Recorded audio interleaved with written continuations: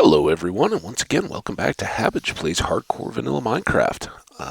Glad to have you here. Hope you enjoy the video. Um, Kicking things off today with a bit of a warning and a view at your own risk, not because there will be terrifying images, we hope, or anything offensive or out of line. No, it's much more coming out of my end. I definitely struggled through the night last night. Just this building kind of just allergy junk has been um,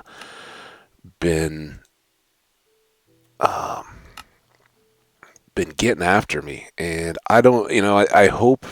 Hey, I hope this, we kind of get going here, and for me, things continue to improve, and voice holds up and all that kind of stuff. If it becomes a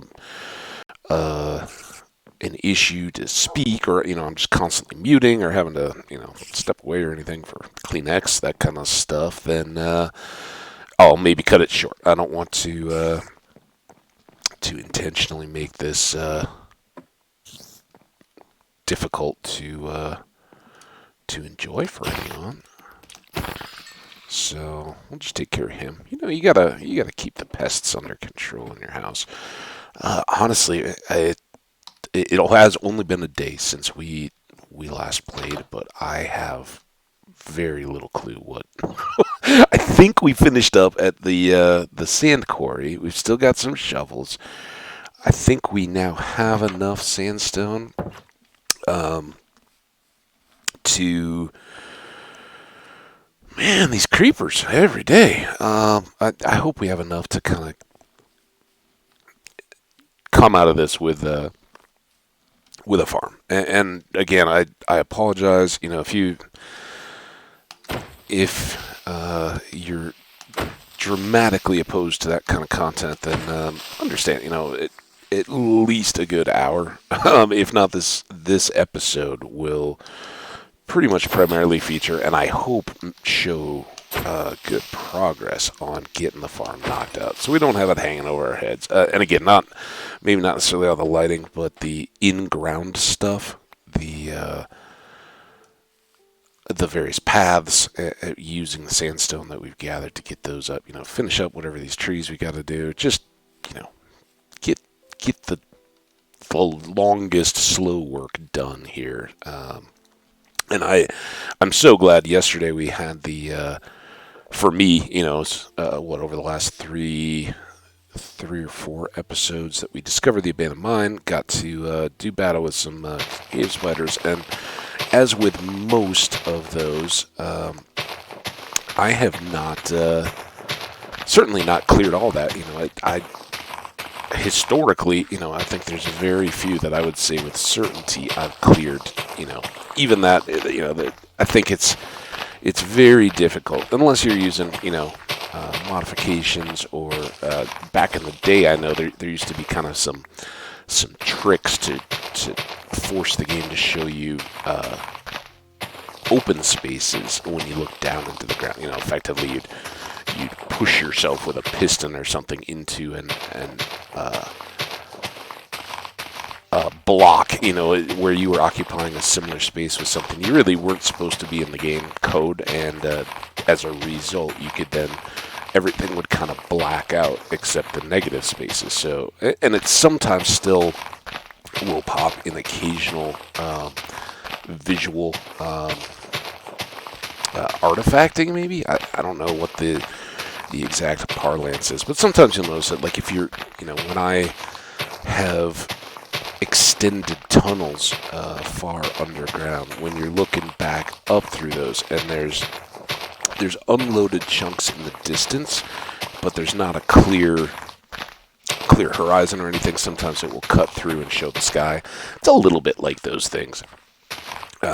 So without those tricks, I think it's difficult to man, I think this is going to be a lot of umming and ahhing. I've certainly noticed that, again, recording yourself and putting yourself out there, you become much more aware of the skills and things of speech and presentation. And I certainly, in preparing and loading uploading content out there onto the internet. I've become aware of that. I hope that's not, I compare myself to the bits I can tolerate listening to. I compare myself out to some of the other um, content creators that I enjoy watching.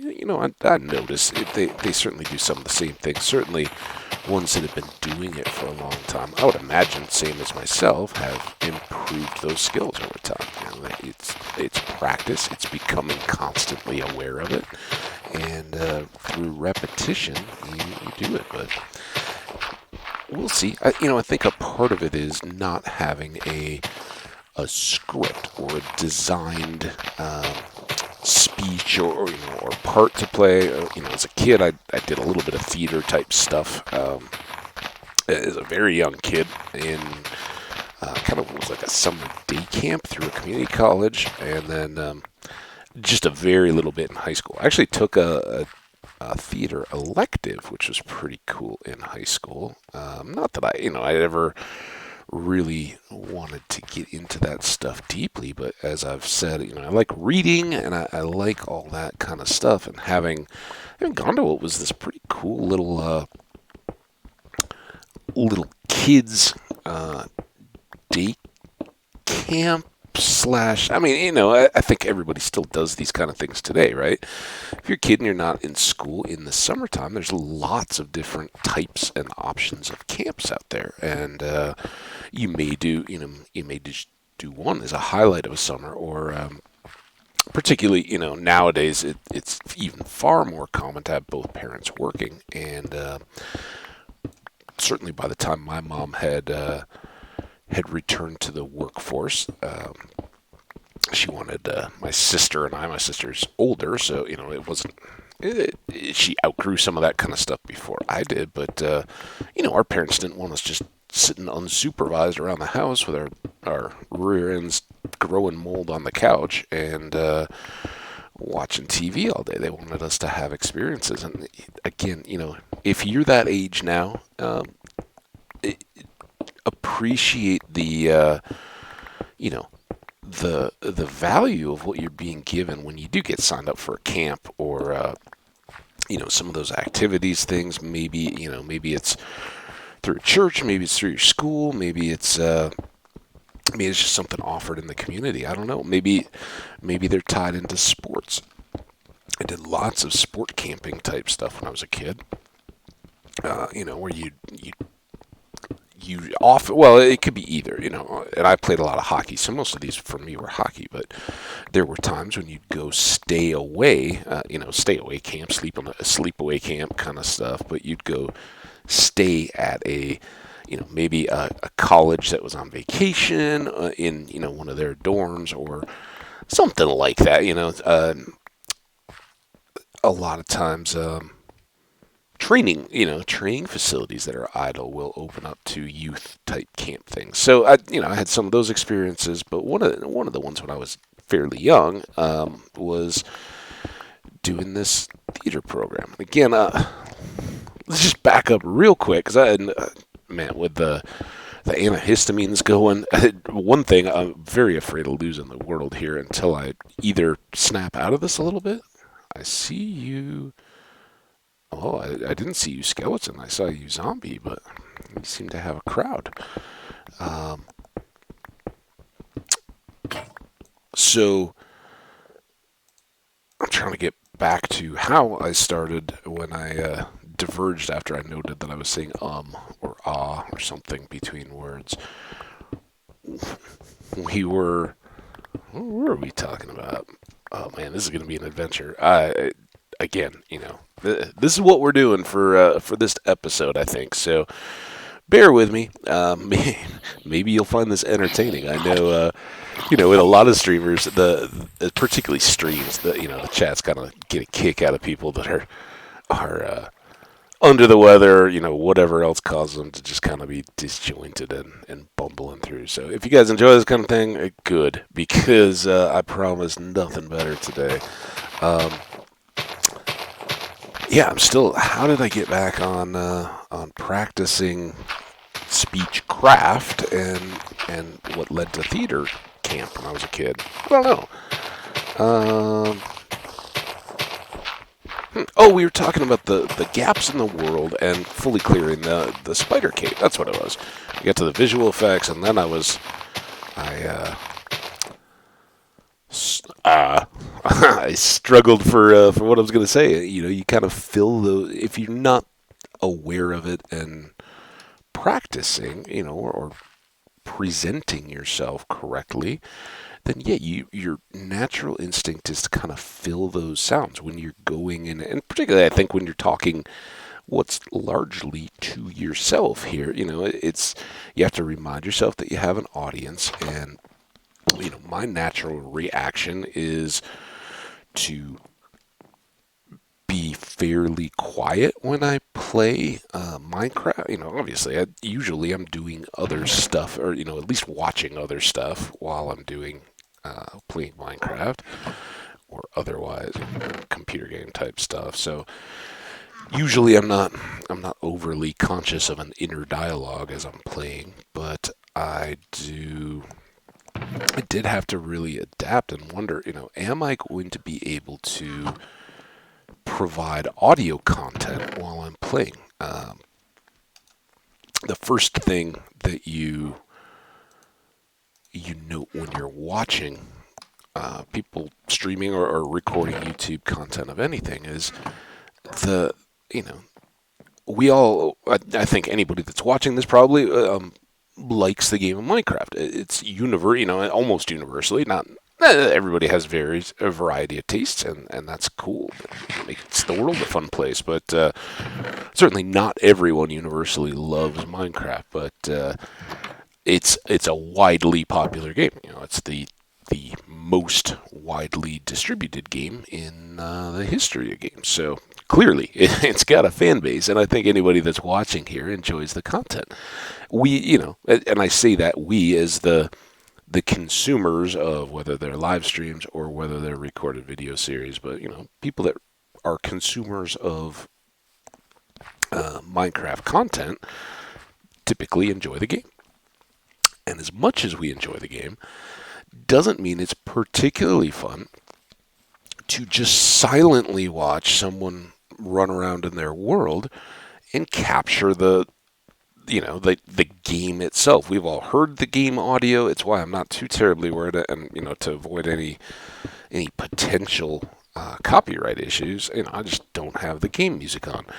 You probably have all heard it, and yeah, you know, some background music isn't bad. It's actually playing just fairly quietly, and you know, at times I've commented that it kind of kicks up magically in volume while you're playing, but typically, you know, I'm not relying on that to fill the air. I'd rather sort of attempt to fill my thoughts in and give viewers that insight. This is how, and you know, clearly when you do that, you ramble quite a bit. That's unapologetically what I'm doing here, and you know, we joke about a little bit that you know, it's tangents within tangents, and maybe I'll get back to whatever my original point was. Maybe not. If it wasn't as good as whatever else my brain comes up with, we'll just move on and leave it behind. But yeah, I see that creeper. The question is, are there other creepers around? So, yeah, it's more interesting when you know, when you know you didn't get a good night's sleep and your head is a little thick, and you're wondering about the voice and everything. And again, I haven't really, a little bit of coughing, a little, you know, wake up congested. Oh, here we go. Let me clear my throat. Sorry about that. Just moved the mic rather than muting. So, you know, little bit here and there, but you know, I wouldn't say I'm sick. It's just they're building. You know, it's that time of year, and they're kind of building up. And yes, this time I did, you know, try to mitigate with just some over-the-counter allergy medicine stuff, and you know, I certainly stuff that, you know, in real world work, I've with no issue I've worked on allergy medication. You know, it's no worse than, it's probably less affecting than like, a Dayquil kind of something, if you were feeling that kind of sick. But probably a lot better, actually. But yeah, I've never been in this kind of situation when I've taken anything like that before. So we'll see how it goes. But so circling back, yeah, I have noticed the pauses, and slight little sounds that you make, and I think that's kind of fair and normal. If that's a reason why you haven't begun to record your own content, or as a reason you listen, you may not say it, but everybody thinks that they sound a little different when you hear your voice recorded than the sound of your voice in your own head. That's natural and normal. So I think a lot of people are repelled from doing any of that. I'll call it putting yourself out there, and that's fair and also valid for a couple of reasons. One, you always want to be aware that you are presenting an image of yourself to the world when you do this. It's not something where that only grandma and grandpa are gonna see you and oh, they think you're wonderful, you're a star in the making, everything you do. You're gonna get feedback from people that may or may not have your best interests at heart, may be more craving their own attention and validation. And it's a maturity thing. Some people are just out there on the internet, and hey, comment board, particularly out of the live streaming stuff, it's pretty rampant there. That they attempt to have the age limitations and stuff to keep it to a minimum and keep the people who aren't ready for a live dialogue with a world of humans, and quite literally a global community, a virtual community, but a community nonetheless. And some of us just aren't to the point in our lives where we're ready for that. We haven't had the experience to know that our own, whether it's local or family viewpoints and things, what we don't even consider could be taken as insulting or offensive or hurtful, and we throw it around as something just either natural or as a joke. You have to have the experience to know that when you don't know who the individuals are you're communicating with, you have to kind of and this is going to sound worse than I intended, but you have to expect the worst of the impacts that you could have. One of my very early coworkers, when I was just out of school, had a saying that I think he brought out of the military. And he'd, I believe, been gone through ROTC and had some kind of a leadership rank in the military when he'd served, and he'd come into the same tech industry that I had, and was a very low level manager, like a team lead or something like that. We were all pretty young kids. We were not solely responsible for the company's bottom line or anything. And, it's those opportunities that you get to become a leader with more responsibility in the corporate world. You kind of have to earn, another military saying, you have to earn your stripes. You have to show that you can handle a small amount of a responsibility and then grow into larger opportunities. Tangent, but that's what a lot of parents are doing. Or if you're a kid, you may have already experienced that. When you're fairly young, you may only be trusted is the wrong word, because most kids don't view it as privileges, but you may only be asked to perform certain chores around the house. Maybe at a certain age, it's, yeah, all right, you're fully competent.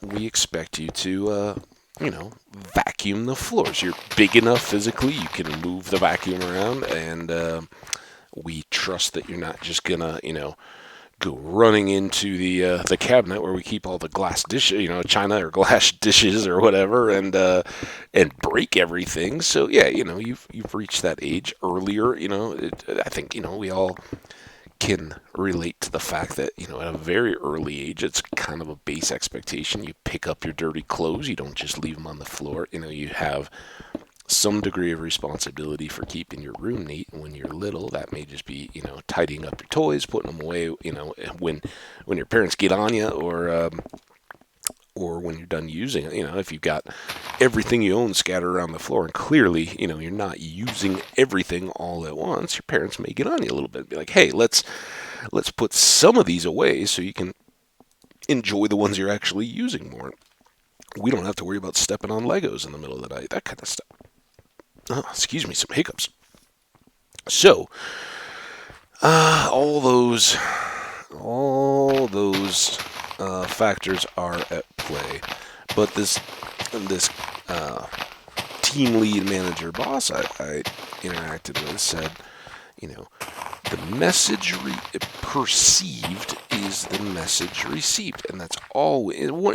Throughout your life, you're gonna hear different people say different phrases, and they, many of them are not deeply profound ways of thinking about the world, and it's usually nothing new, but the sayings kind of stick with you, and they're good reminders as they bounce around in your head that, oh yeah, there was a reason why they said that particular thing, and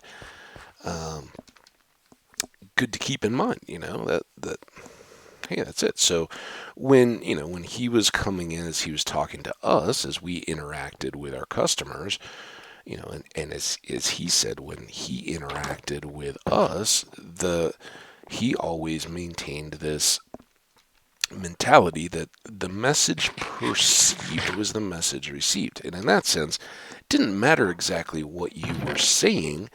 It mattered what the people on the other end took away from what they heard. Much more, you can say all you want, and this comes back into this is why I was talking about this in regards to the chat rooms and things and comments.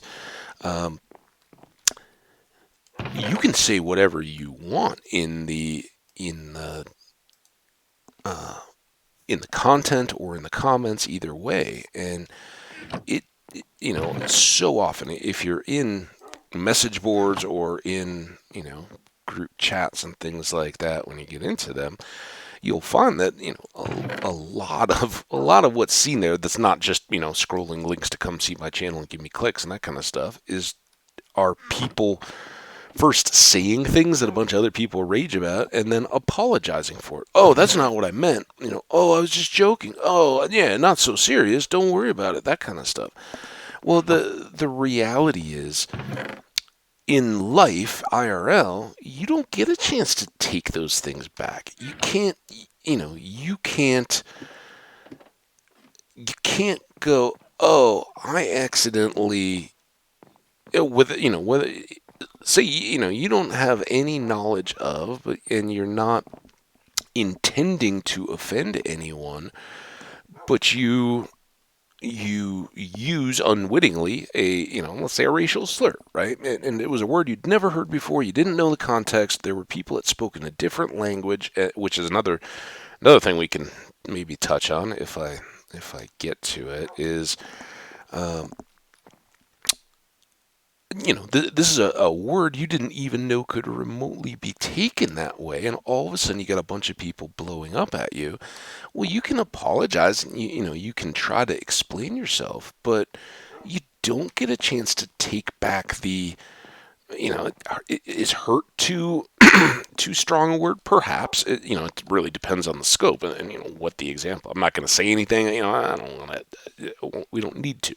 You guys can all think of something that would be taken offensive or be an unintended slight if you didn't understand the concepts, or the context of the word. So, again, just be adult. Use your experience. You'll figure out what I'm talking about if you don't already. So.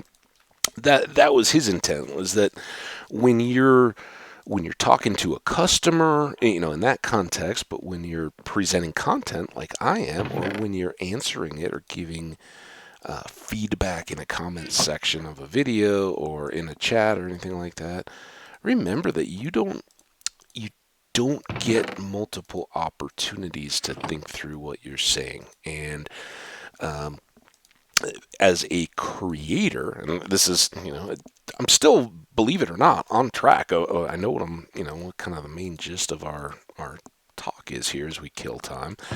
Um, yeah, as a content creator, there will be people out there who, whether they're just trolls and are trying to get a reaction out of you, or for whatever reason, just trying to make you feel bad for, which is awful.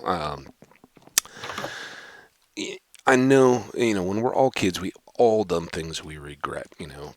Admit it or not, those are the kind of things that will kind of stick with you through life. You'll remember some horrible thing that you said, in a hallway between classes or at a lunch table or something to the new kid that nobody knew at the time, whatever, and you make a joke, or you cut them down, and instantly that you've hurt them. You see it on their faces, and those are the moments that hopefully you learn from and go, I don't want to feel that way. It's not worth the laugh I got from my already friends to see someone else hurting because of what I said. And hopefully, that's a part of growing up. So for those of us that are a little older, that are in some of those chat rooms, or message comments and message boards and things like that, you'll see, so you can kind of guess in certain chats of streamers, oh, hey, this person mostly has an older audience. They kind of quickly identify and either laugh off or ignore what are obviously other younger people who are, doing the copy, memes, or repeatedly saying the same thing in all caps, just screaming for attention and acknowledgement in some of the widely popular streamers and content creators stuff. It's really just a popularity contest to be noticed. And you watch some of those chats, and they're not things that I spend, even if I've looked at them, and like, outside the half dozen or so streamers that I watch, it's pretty rare that I see anything else. If I am looking around, I usually browse by category and can kind of quickly see how, just from the thumbnail on the thing, is this something I want to get into or not? And a lot of that is just based on view count. I think I've talked about this in the past, but if not, here goes. Now, there had been a creeper over here when we were first getting started. Maybe I should switch up and do some trees, I'm thinking. Because all these have to go, right? So let's get our trusty axe and do some chopping. So all the way back, I was talking about myself and having noticed that, some of my delivery isn't as good as I'd like it to be, but I can appreciate that without giving up or getting upset. Did I cue throw a shovel? I think that must have been mine, not some mobs. But anyway, you can recognize areas for improvement in your own efforts or craft or work, whatever you're doing, without having to get down on yourself. Don't feel bad. I've been having a blast doing this, and I know, if I keep doing it, I'll get better. It's like anything else. But that is one thing that I've become aware of. I was probably really aware of it from the start, but as I go, I wonder, how, is it just something that people are constantly telling themselves until the habits go away? Or is it really something that until you've it, until you've really gotten a routine and kind of a shtick down where this is how, this is basically how I'm going to go. You have certain reusable phrases that I think replace. I don't think that it's just that, professional broadcasters never have a reason where they would have done that little break where they're, the stuff I do that I think a lot of us do.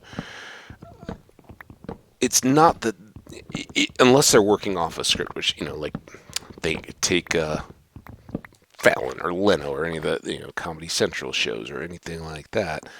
When those people are doing a nightly show or radio disc jockeys or things like that, it may be loose, but they do have a script and a program, and that's something that I probably, if I'm seeing something at this point, I'll just kind of make a mental note to myself. Hey, that's something we could kind of talk about or get into a little bit, explore, and because this is for recording, you're getting kind of my thoughts and ponderings and stuff, and I think that's in part, I hope it's entertaining. I think some of you guys have been nice enough to share that you think it is, and I appreciate that.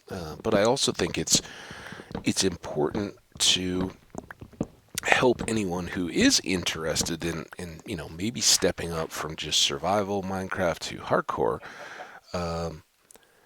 How do what is somebody who's played this quite a bit and with varying degrees of success, what are they thinking and what are they dialoguing, with themselves about? How are they mentally approaching the game? And again, not really a tutorial other than listen to the sounds around you when you're up in a dark forest tree and hope it's not a creeper.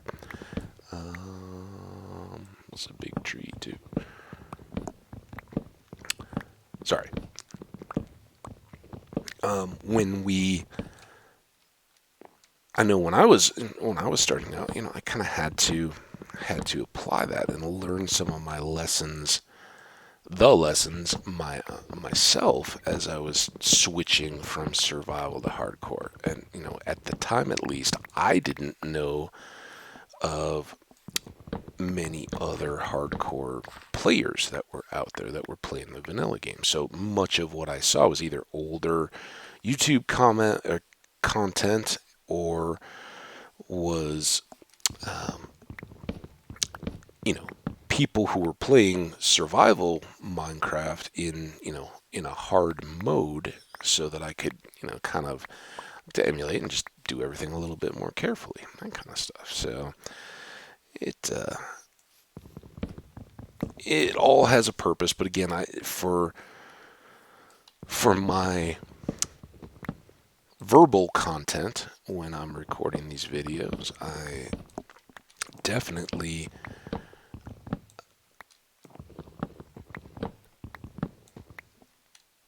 see. I'm not making noises as I'm trying to pick my words here. I certainly don't, have a script yet or any kind of an agenda. Again, it's more, hey, if they're and I hadn't planned on talking about any of this, and certainly blame this on the the allergy stuff, but it's not bad. It's certainly topical, and I've gotten a little bit of contact kind of offline about why are you doing that, or what gives you the the confidence, courage. And again, I don't. It was a loose conversation, so I don't. It didn't quite reach that phase, but why would you want your to be out like that? Was kind of the gist that.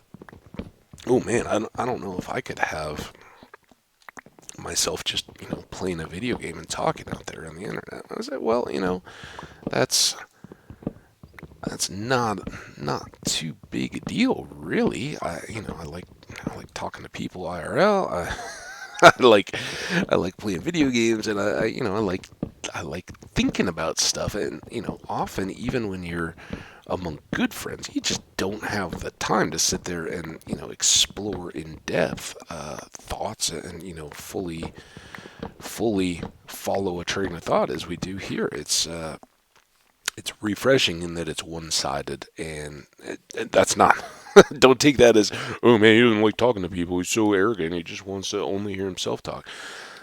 Different, and that's why I want to stream eventually. It's the more I do this, the longer off that seems. I'm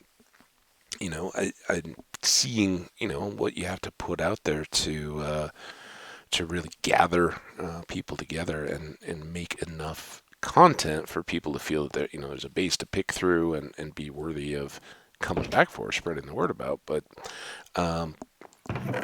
yeah, unfortunately the mix of lumber gathering and wood chopping gets us full boxes we have to unload every time. But oh well.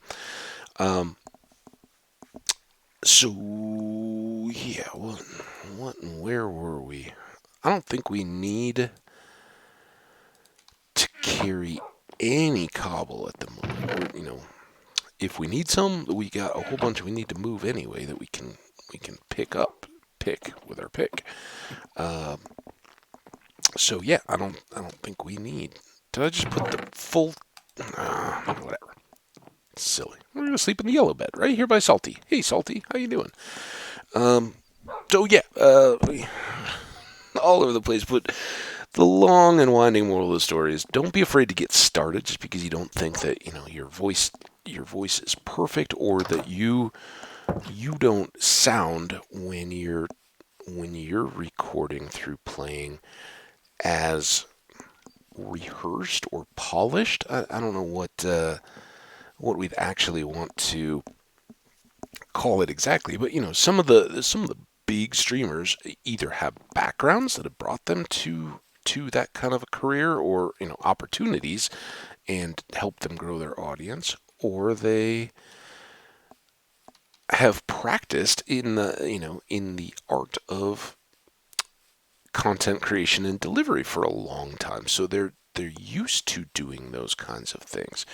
And just like soccer, baseball, or basketball, or any other dance, any other sport or activity, the more you do it, the better you get. So of course you're not going to sound like that if you make a first video, and that's no reason to get discouraged. It's no reason to back up. And if you should happen to have the good fortune, and so far I think I've gotten just minimal type comments, right, across all my work so far. It's still growing, but the ones that I've gotten, aside from the robobot click this link whatever type junk, all might have been universally polite and nice, and you guys are awesome for leaving those. I thank you. But the truth is that there are people out there. This is how we got all the way around to this. There are just jerks out there that if they maybe they don't have the confidence to do that themselves. Maybe they had once tried and got frustrated because it didn't come as easily and as quickly as they thought it should, where, oh, I made one video, it should have 10,000 views, and everyone should be lining up to give me likes, and some keyboard or mouse or whatever manufacturer should be offering me money to hype their products on a stream. Just not not the way it works, people. And as I was thinking about doing this over a long period of time, hey, is this something I could or would want to do? The feedback that I've seen out there, and I haven't individually solicited from anybody. Hey, what do I do this? Should I do this? What are the first steps? But almost universally, the responses are the same, no matter how successful the people are. The first one is, if you do decide to do it because you want to do it and you enjoy it. Don't do it for the wrong reasons, and the wrong reasons are don't do it thinking that this is a way to get lots of fame or make money quick and easy. This doesn't replace the need for in my case particularly the need for a job or the need for an education in life. Don't think, oh, I don't need to pay attention in geometry class because I'm just going to be a content creator. And we've talked about it with musicians, I think, in one past video. Don't think that every person is going to be, the next Elton John or I don't know, or John Legend. Somebody that's currently a pop star that I have no idea. Don't think that everyone that says that has success. All of those people got a lucky break, and all of those people had to have skill that they first performed. But just because they're the names doesn't mean that there aren't other people that are equally talented out there that just never, fortune didn't favor them because they just weren't, whatever. They were sick for an audition, or they went to 200 auditions and just never connected with the people that were offering them, or they never even knew that an audition was coming to their town, and or they were shy and decided that they didn't want to be out there like that. You can't expect that any of these things will happen if you don't even try, or give it a shot. But if you do give it a shot, don't give it a shot for the possibility that, oh yeah, this might work out, and I might hit the lottery too. But more likely than not, unless it's the cost of the ticket on a scratch thing, that you're going to ever do more than hopefully get your money back. It's not likely. If it was likely, those things wouldn't exist because, lotteries wouldn't exist if everybody won, because there'd be no money for the lottery, and there'd be no reason to sell the tickets if the companies that run them aren't making money. So always keep that in mind. But the flip side is also true. If you're going in for the right reasons, being that you can treat it as a pastime or a hobby or something that you enjoy, and for whatever reasons are your motivations, you get enjoyment out of doing it, then absolutely go for it. And don't be afraid that because you're a novice or you're new at it and you may not do everything right from day one, that should be a reason not to do it or not to try. I think the reason why I kind of got to this topic on today was, I was seriously thinking, as I after I'd woken up early in the morning and kind of lay there tossing and turning, and eventually I actually went back to sleep, and I kind of slept late. I'm glad I didn't have anywhere to be this morning. I would have missed out, but instead I fitfully tossed and turned through the night, and then slept through the first part of the morning. And as I was laying there, I was kind of like, man, I bet my voice is going to be weird. I bet I'll have to mute the mic or cough again, kind of like yesterday. And, maybe what if I'm just constantly blowing the nose or trying not to sniffle and all that? Is it even worth it? And then I thought, no, I've decided that this is something I want to do regularly. I want to provide content. Had I planned better, what I may have done was, I think yesterday, I put up 4 videos, but I was kind of putting them up back to back to back to back. You can schedule those to air. I think back over the weekend, I'd eventually gotten out a day and a half or so. But I for one thing, I definitely, another, hey, this is new to me. And if you're already a veteran, drop a comment. Let me know how you deal with this, or if it's even something you think about. But I still really have no grasp of how, when, and why you want to schedule out your content to air, if that makes sense. I get that.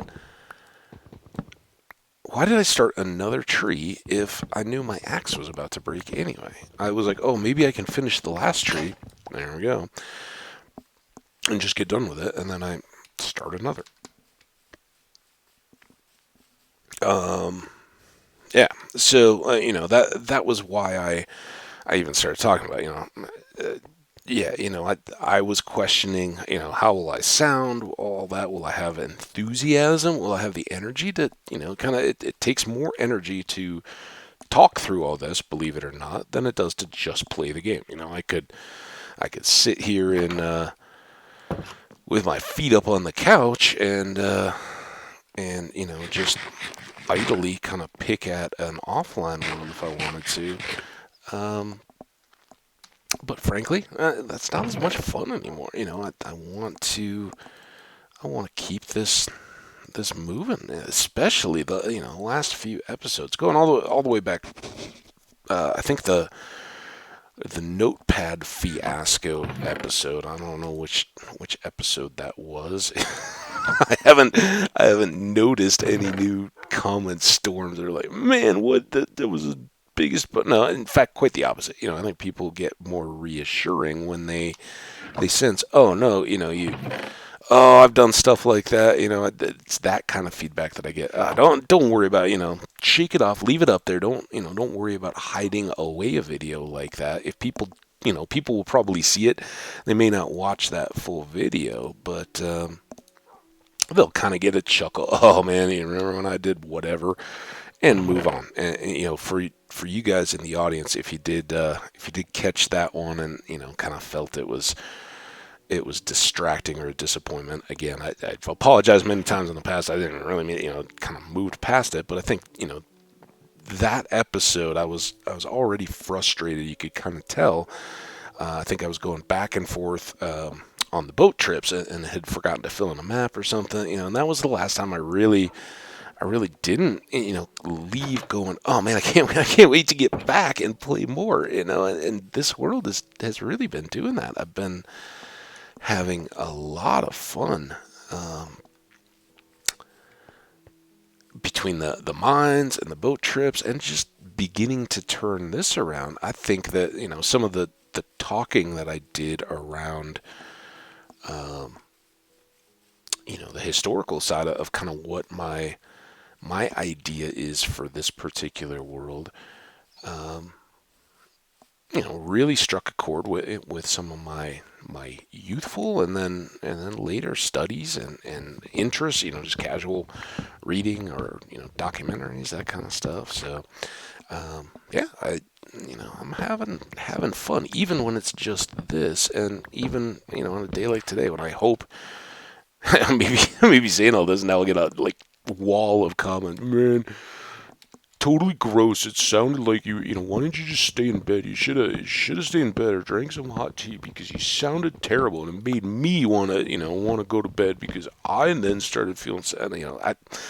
I doubt that will happen, but it's it'd be kind of funny if it did. But you guys are stuck with me now. Your only option is to skip ahead to the next video if you're catching this one late. If there's not another one up yet, you're just gonna have to watch this one over and over again. Sorry, that's the deal. I just made the deal up, but that's your end of the deal now. I decided. So we got a brown mushroom here. I think we'll probably need to take it down anyway. I think we still got to remember to get ladders at some point. But let's take this down. I think I've been breaking my own rule. I always talk about don't use axes to break leaves. Same goes for mushrooms. unless you've got silk touch and you're trying to get the raw mushroom blocks for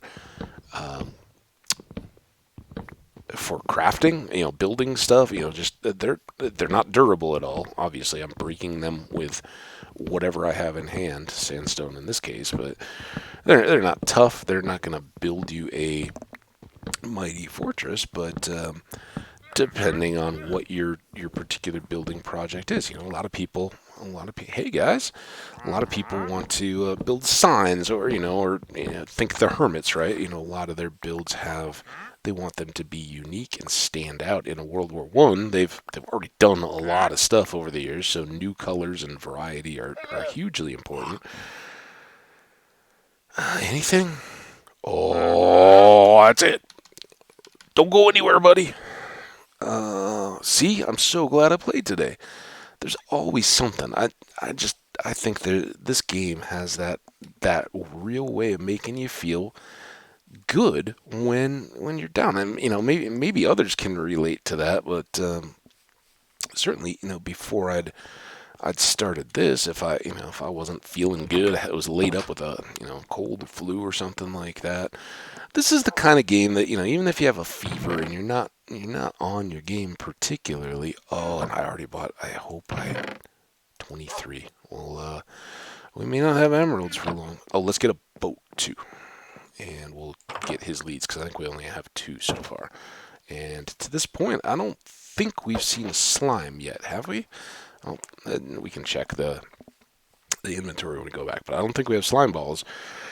And I only think we've, excuse the hiccups there, I think we've only bothered to grab the 2 leads so far. So we'll get a couple pieces of podzol, ideally multiples of 4. 2 batches is minimum, and it will spread. So, but let's get 1, 2, 3, 4. Okay, that would be enough for 2 or 3 big trees to grow. Yeah, 3. And when they do grow, they will sometime, I don't know how all this works. I haven't done it a whole lot. It's been a while. I think they will pop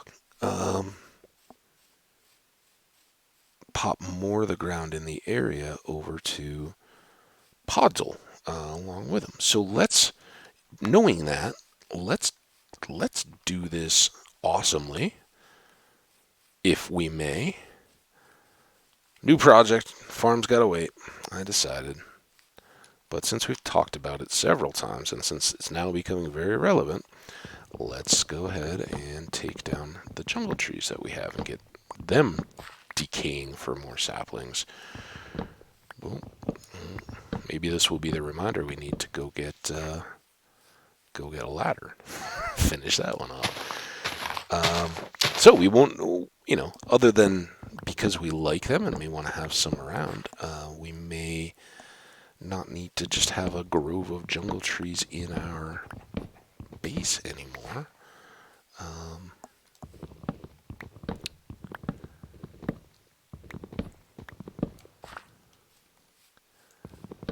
We can, do some plantings around the outside, but typically, there aren't a lot of trees inside of fortifications and castles. Okay, let's get the ladder, because we're afternoon, barely. But yeah, we'll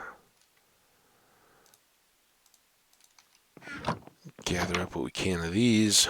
What I'm thinking is we go designate an island somewhere in the area as our giant tree island, and it'll be a good landmark from a distance to see. Okay, so here's the deal on ladders. We talked about it once, but I don't know if I've really gone into detail. So as you go up and down a ladder, to climb up, you just W against it, so you're going forward, and that pulls you up.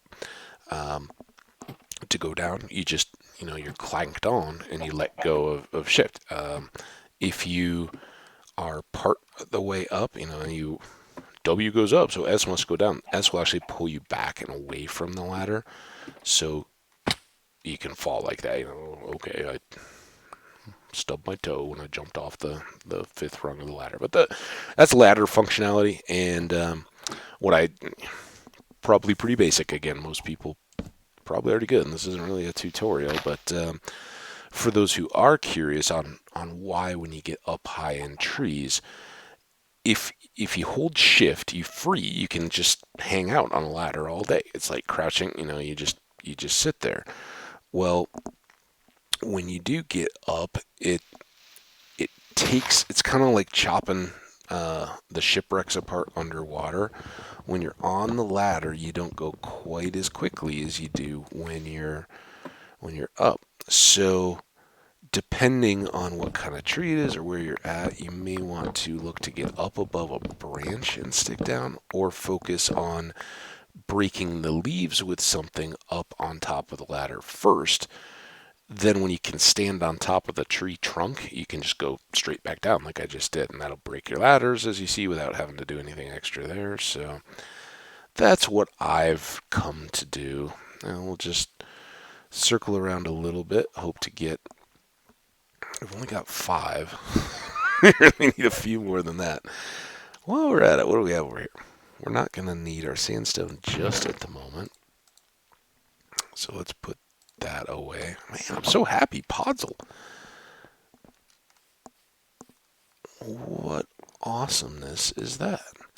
Okay, let's put away our rapidly dwindling. We remember just a few episodes ago we had so much emeralds, and between our jungle tree saplings and our podzol, we spent most of what we had. It's like going to the market and being a kid and being like, Mom, I gotta have all the candy. No, you don't. You don't need the candy. Not at all. And no, I give me my allowance for 2 weeks from now. Oh, I never got the leads. We can do that while we hope saplings fall before the sun sets. Let's go loop through. Maybe he's still there. Again, podzol, jungle saplings. Very distracting. So exciting. I love the giant trees. One of the coolest things. So now I think poor villager traders, I don't know, maybe they'll amaze me, but I can't think of much else that they would have to entice us with at this point. I don't know, what do you guys buy if you're working with the wandering traders in your worlds? What do they have that you'll be like, yeah, I'll actually drop an emerald. I want that. Just curious. Oh, don't go deep into the woods. You jerk. Get in the boat. Get in the boat. Get in the boat. Oh, no. All right. Well, we don't have a bed. Oh, this is the other reason why I thought me just lifted my head, my neck. Oh, that was a good crack. I doubt the mic picks up those. Can you actually hear somebody else's neck when it's just that little pop? Oh, doing a few rolls here as I walk. I hope that's a sign that I'm kind of waking up and shaking some of this just nasty before the whole day is gone. We'll see. Okay. Well, we only got 1 lead, but that's all right. we saw how far that was going. We're up to 2 trees worth of jungle. That's good. Let's sleep. Hopefully we can get a few more. I mean, we planted, I think, like 12, hadn't we, after that last batch? I think we'd bought 3 or something. Or no, we'd held on to 4 at some point. Did we gather whatever we had in the chests? Ooh, there's a drowned guy over there.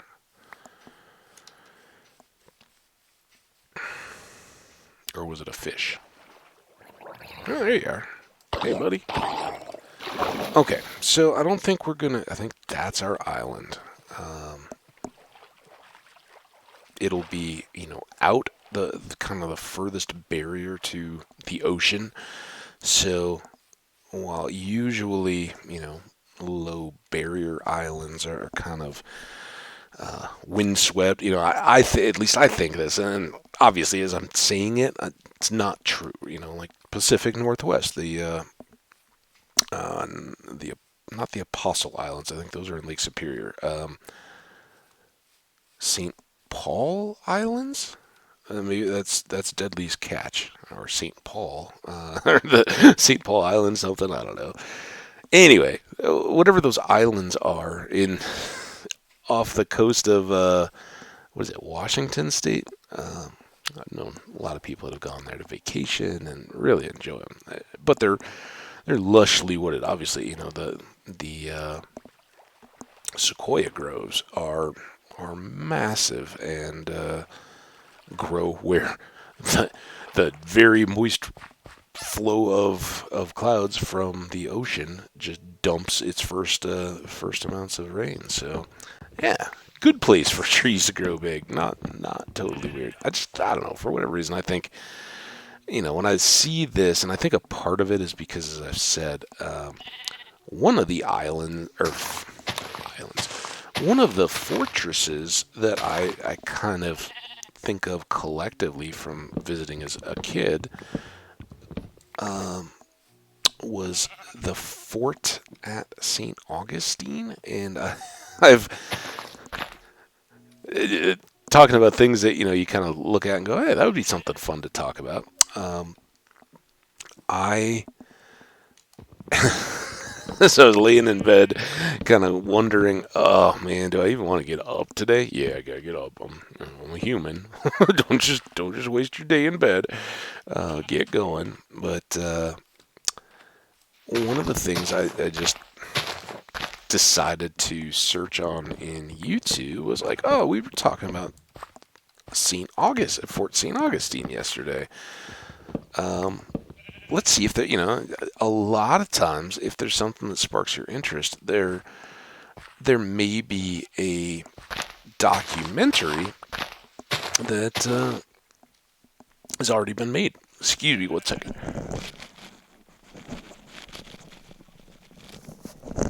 That was a straight up big yawn, and I grabbed a bottled tea before I started, and I've hardly touched it. Hang on, I'll tell you guys another story. This one's just kind of silly. My mom, if she ever hears that it's out there, will probably cringe. But 1 sec. So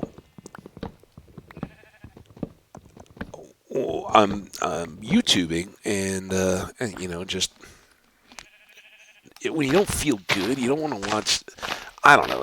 Maybe this is me, but when I'm kind of in that, oh man, I'm antsy. I want to get up, but when I get up, I feel bad. And, I just want to flop back in bed. You're just that restless kind of, nothing's right, and you get fed up with everything. But in those kind of times, the thing I want to do most is just lay there and watch some kind of streamed content, right? And the thing I want to do least is lay there and watch whatever kind of content I've selected. Whether it's a TV show series that's got episodes, or whether it's a streamer I enjoy, or anything like that. You see something in whatever platform it is. You go, oh yeah, that's what I want to do, and then you start watching, and you're like, this isn't what I wanted to do at all. Do I really want to sit for 45 minutes and watch the rest of this video? No, I can't hang. And then, you're switching on to something else. Well, I knew I would feel that. I've lived long enough. I don't have to suffer through that to know it's coming. You get a pretty good feel in your head if you're honest with yourself and you're looking like, I could flip through 100 pages of Prime or Netflix or whatever you guys use. I don't know what are some of the other HBO Max, Disney Plus. Those I think are both going. Paramount's gonna launch us something coming up. Yeah, we're getting. It's weird. We've I guess kind of lived through this golden age already, and now it's changing again. But everybody wants their own proprietary channel stuff. And it makes sense. It's their content, right? And for those of you who are young, this seems like, oh man, we're never going to get to see stuff again. If you don't have every subscription, that's it. Goodbye. All these kind of things come and go, and they happen kind of regularly. Everything's in flux. They'll do this while it's the move and there's money to be made. But everything will shift, in 5, 10, 15 years, you'll be like, oh man, remember when we ever did that? So for those of you who may not remember or be aware and are, out there in, I don't know, Reddit, but, whatever discussion type platforms there are, oh, this is the next one. And again, I'm the kind of age where I'm not gonna play around with trying to scam stuff. I've got friends, acquaintances, and stuff who are like, oh yeah, I know, I'm watching this, and this. How are you not watching that? Here, I'll hook you up with a link. You can watch it so I can have somebody to talk to about this show. And I was like, no, first of all, keylogger.exe/credit card stealer app that when you're getting things for free, they're usually not quite free. That's why that phrase is out there.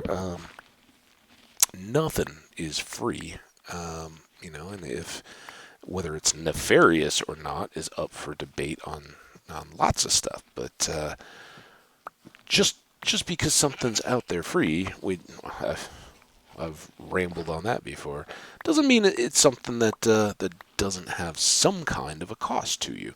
So be aware of that. You don't have to totally restrict your life. But for me, I feel like, hey, if I'm not willing to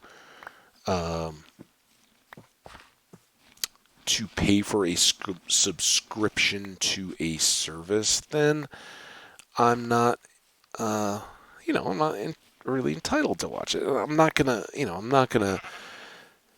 complain that it's not available out there. Now, some people may think this is hypocritical, and who knows down the road if secretly I do. I would never say it, and I don't think my feelings would change that much. But I feel that streamed content is completely the opposite. When you're putting that up there for content, and you already have revenue out of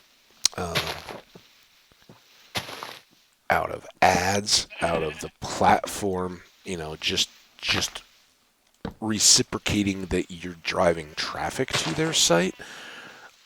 Those kind of things, I don't feel any obligation or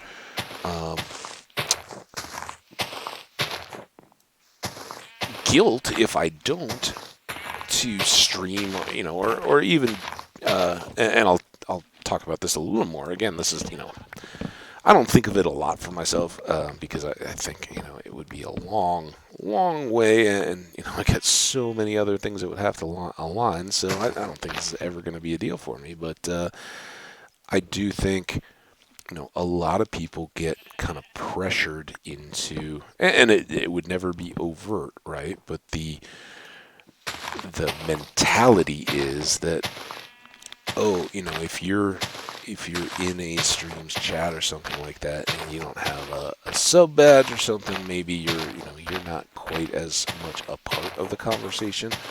And I'm not saying that I don't believe when streamers say, hey, I'm just happy to have you here. I'm doing this for you guys, because I think I'd like to think that would be exactly my own reaction. That no matter what shape this kind of, I didn't grab the bed. Dang it. Okay, we're gonna have to go back, but let's get these. Not that I need them, but sheep. You guys are gonna have such big trees for shade. Okay, let's go here. Do the full roundabout. So exciting. Okay, so don't fall in the hole. Yeah, so unlike, if I don't have a service, I don't really want to go out and steal it from the internet. Now, there's a little bit of wiggle room, right? So sometimes, you'll have one service and somebody else will have another. And depending on the service itself, some of those I'm totally okay with. Some of them are designed to have multiple logins and devices, and they even say it, in there. This can be used by up to X number of friends or family or whatever. Those, and I for a long time, I've certainly had friend roommates and all that kind of stuff, and we would, you know, pay for the subscriptions to various, whether it was cable, somebody did cable, somebody way back. I think I had the Netflix when Netflix was the mailbox DVDs that were coming to you. That was what it all was. And yeah, I guess I could go look at some movies on um, their site, but I've got a TV. Why? Why would I do that? It would be so buffery and slow and all that. So yeah, some of those kind of things. You pool resources. I'm not talking about that, or if your parents let you continue to use their login to Prime or something like that. That's cool. I'm not talking. I'm talking about like, hey, here's a website that advertises a link to go hack the content of HBO or something, whatever the particular details are. They don't matter, but that kind of stuff I think is kind of scummy. These are at that point companies that are trying to remain profitable and in business to deliver you content, and you can't expect them to do that and not return it. Well, when it comes back to the streamers and web content creators, one, I think, as I've said personally, I would look at this as a game I like to play first, and thoughts I would love to share, and continue to expand a dialogue with fellow people that enjoy this game over time. So those are all things that I would like to see out of it. And if it got to the point where people wanted to subscribe primarily, for the various channel feature things, I get it. They're not particularly appealing to me, but they do appeal to chats in general and make those more active and interactive. So I get it, right? And I get that the vast majority of people that use those platforms aren't my age. They every time, oh, I'm gonna go back to the creeper. Why don't you follow me to the creeper? That's what I'd like to do. Oh, did you catch on fire? Where'd you go? Oh, you went over here. My goodness. All right. Can we get this creeper before... Do we even need to get the creeper? Let's just go over here and plant our trees. That's what we've been waiting on. Now, I got jungle, but I'm wondering...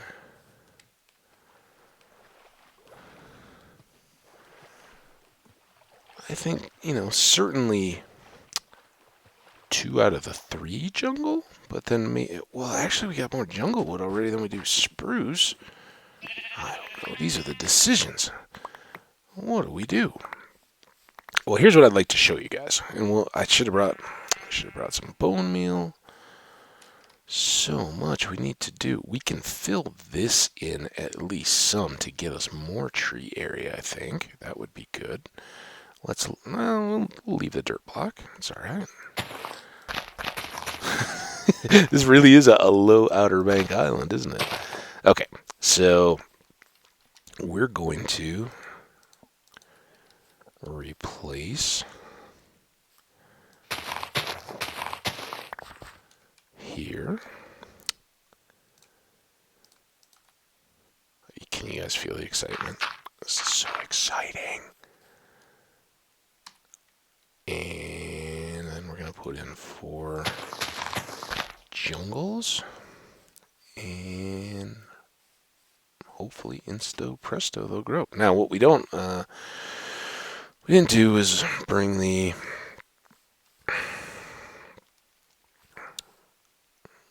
this boat. But I don't know. Should we do one as a spruce? Get a giant spruce tree as well? I think at least one to start. We can kind of mix it up from there, right? Let's try to get those two. I'll swim back this time. I guess I could use the boat that I keep walking by all the time out there. Again, not... The brain, the brain is a little sludgy today. Sorry about that.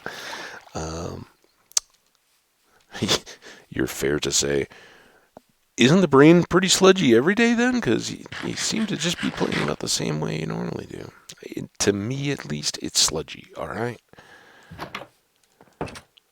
Okay, so let's get... We only have 2? What have I been sleeping on all this time? Come on, man. Ah, well, I guess... Let's not forget the bones.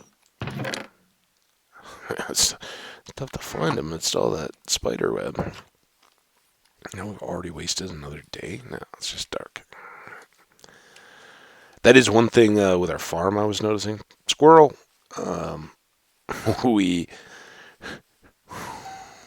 We are cutting into that dark forest, and it's one thing I'm not particularly wild about in the dark forest biomes is that the soil and everything is just darker, tinted or hued. Boom! Jumbo jungle tree. Love it. Boom! Jumbo jungle tree. So, as you guys can see, awesomeness.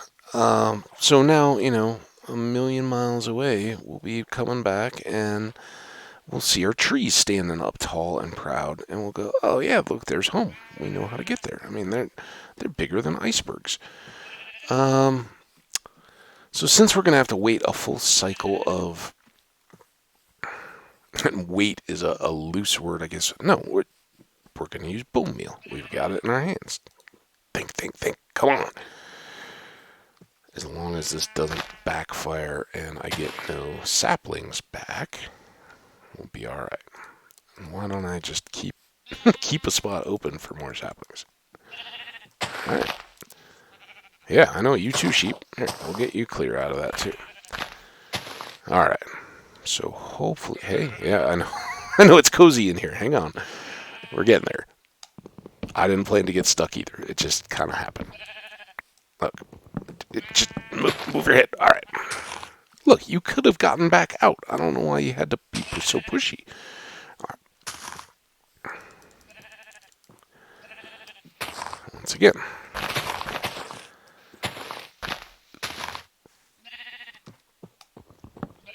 Seriously, sheep, stop pushing. Look down, it's a zombie. What? Why are you pushing me? Okay, now hopefully these break and we get back some saplings. I don't know on the drop rate. It's my understanding, or my guess, at least from very hazy recollection, and don't take take everything I say with the filter. Yeah, he may be doing his best guess from memory, but I want to say that if you hit leap blocks with a fortune hoe, that you may get more saplings. I'm pretty sure that with the oaks, you at least get more. You'll get more apples, but I think you get more sapling drops too. I think. Could be wrong though, but that would certainly be something that, if we had it, instead of just standing around waiting, we could hit the leaves. Now I don't know if there's any difference between just letting them naturally decay and like hitting them with a stick, as far as how frequently they would drop saplings or other tree goodies. Don't know.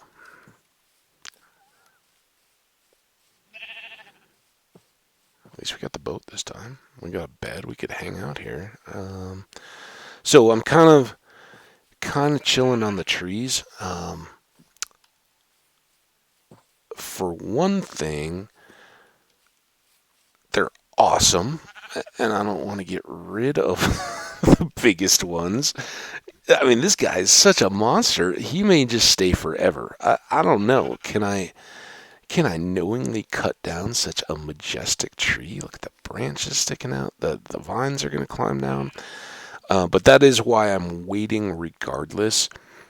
These vines on the trunks will fill in, and when you're going through the jungle, when you first get there, they may look kind of like this, but you'll often see that the jungle trees will have one side that has vines all the way to the top, so you don't have to worry about the spirally cut your way up, and you don't have to worry about ladders or anything. You just go up the vines and come on down. Twisting and turning your whole way as you chop down a full tree. And bring a couple axes when you go up there. Although, if you got the vines, you can get back down whenever you need to. Lickety split. So that's good. I still don't know if we're gonna net ahead on our spruce tree project here. I mean, we've gotten more wood, right? We're not worse off than we were still with the two. We can keep doing that, but we haven't gotten the luck we need to just start putting us ahead in the spruce tree game. But we'll give it time. Did you guys eat spruce saplings that fell? That's probably not very good for sheep. But I'm just so happy to have jungle trees again. Now, as I said, I don't think that you'll ever get cocoa beans. But that is something that, again, the villager trader could actually provide us. I think they'll do the beans as well as brown dye. So that could be something that the wandering trader could sell to us still. But yeah, well, this guy does. This guy has a challenge. We'd have to navigate through this ring of leaves. Not impossible, When these fill in a little bit, we can go up to do that. I don't see more saplings. Guys, could you help me out here? I mean, we've got lots of pine forest. We can deal with this if we have to in the form of a boat trip, which we haven't done in a while. But we got two big trees. Man, I don't know what.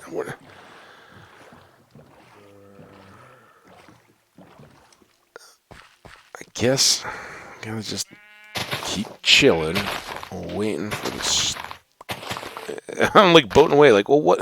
It's not going to get better, right? I'm not going to come back and be like, oh, now there's spruce trees. I either got to stick this out and start again, or not at all. Right? I mean, we're almost out of the bone meal anyway, so that'll end that. See, I don't know. Did we plant the other one? Yeah, we did. Okay.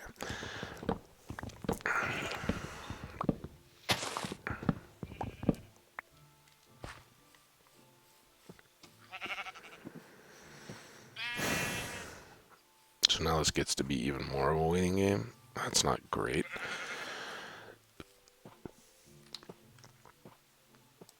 I don't know. Should we press our luck here? I'm impatient. Now, my guess is that this is not going to give us more saplings than it would have. We may just be ensuring that. Oh, we got one.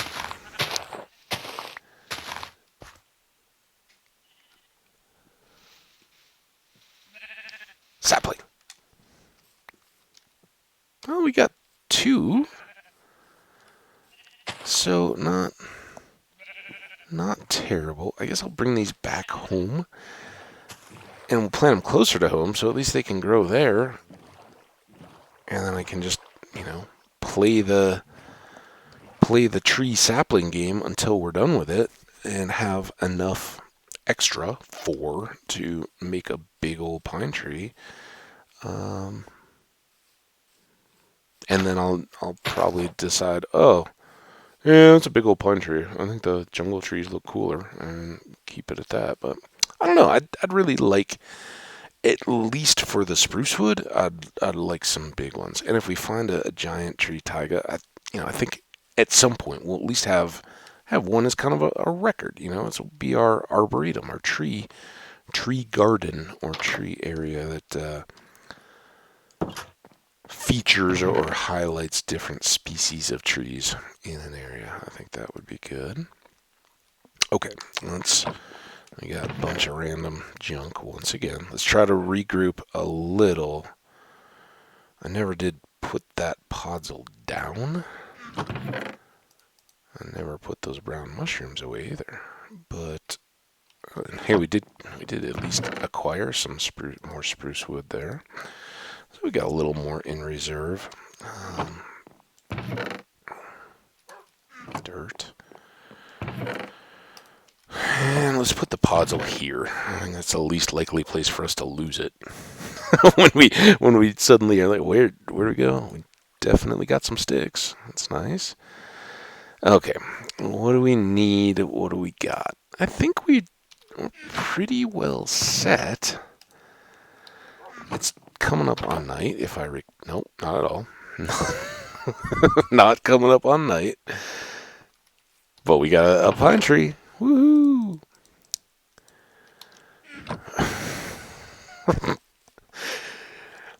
Yeah, we got a lot of sandstone. We're totally good to get going on these fields. We should pretty much be set on those so that they'll be all mapped out. Just one video, right? And I'm like, we used most of what we had right there. Yeah, we're not close.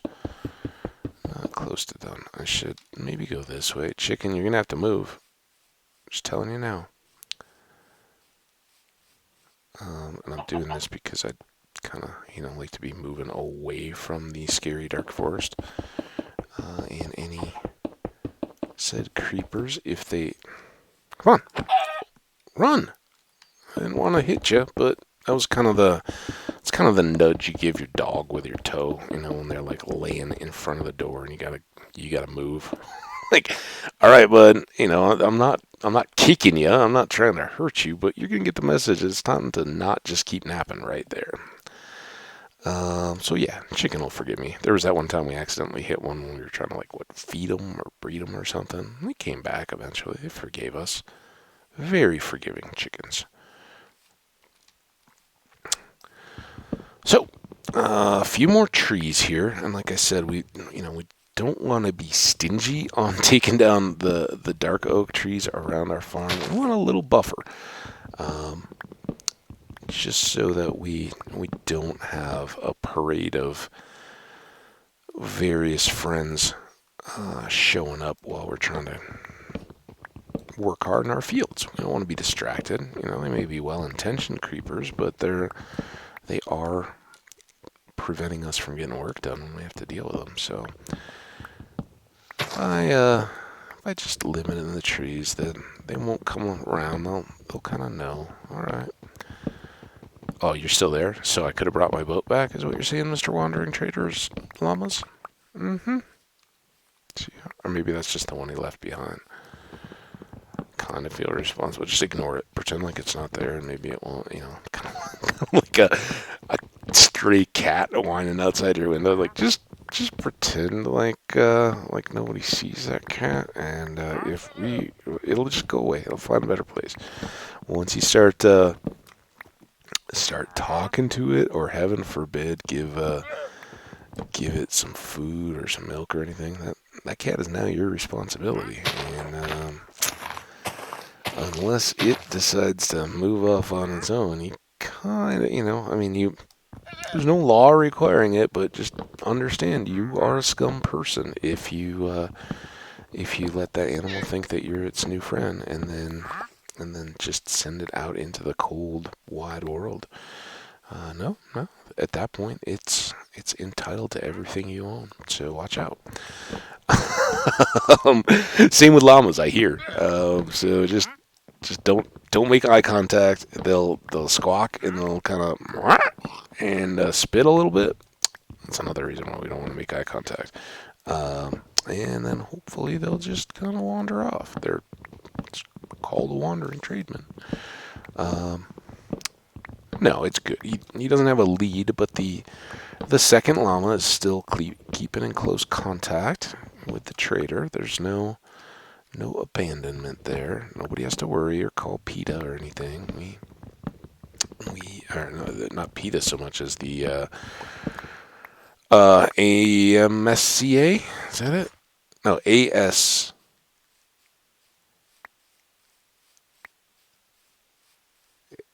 ASPCA. I don't know. What's the Protection Against the Cruelty to Animals acronym? You guys probably know. SPCA. I don't know. I can't even. The sinus stuff is definitely kicking in. The sludge is real, my friends. It's real. It's thick inside my brain, and it's I don't want to get that. It just reminded me. Oh yeah, we had all the viscous talk yesterday. Yeah, we're not going back there. It's a little too graphic, as I said. You were all warned at the beginning of this one. I don't know where we may end up or how much of this you guys can suffer. You don't have to be here. I appreciate it. I love you guys for being there, and I hope you're enjoying. But yeah, this one is to prove to myself that I can do it, and again, it's that same dilemma. I already talked about me. Maybe I'll just sound like a broken record all day, but oh, gee. That one I didn't even mask. That was just full on hiccup. I'm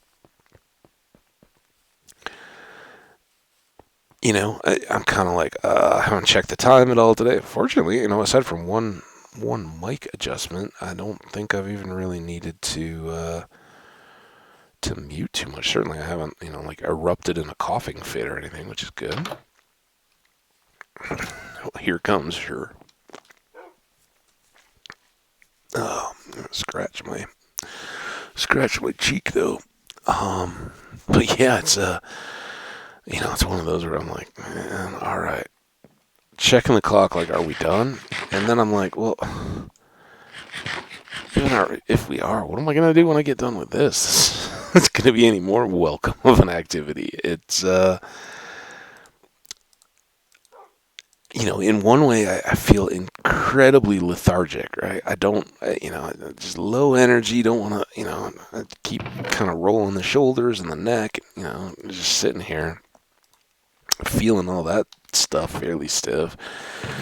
So yeah, a part of me is like, man, this is almost, it's not really, but it almost feels exhausting to be doing this. And at the same time, it's like, well, I know when I stop, what am I going to want to do but come back in here and play more Minecraft and keep working on this world. And then it's frustrating for me as much as it is, I'm sure, for you guys to watch and be like, don't forget the bone meal for the trees that you're trying to grow. Oh, what a yawn.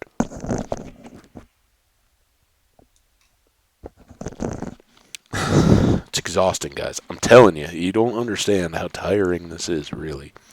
No, it's in a way, it's mentally tiring. You have to be going. Your brain has to be working to try to string thoughts together coherently and speak them, not just. You don't realize until you're doing this how how easily, when you're just sitting there thinking to yourself, you can flit from thing to thing. There's no accountability, and there's nothing. And other yacht, hang up.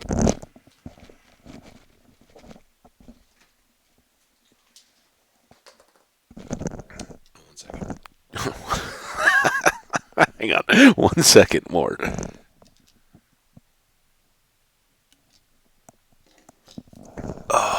So I went back to the bottle of tea, and I said 1 second into the bottle before I repositioned my mic. I was kind of dipping it back after I'd yawned, and then back to game.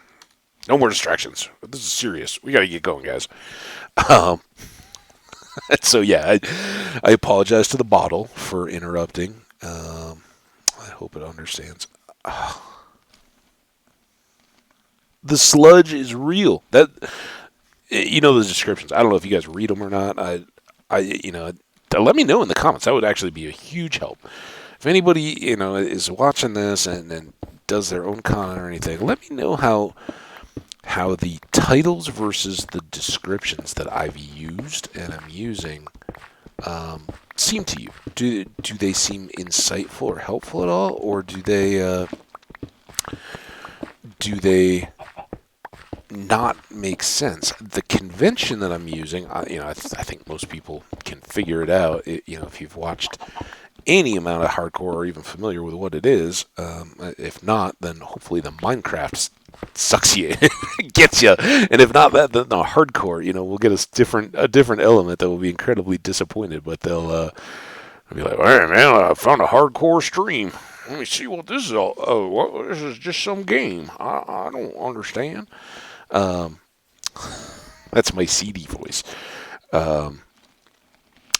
Yeah, man, loopy. It's coming. I don't.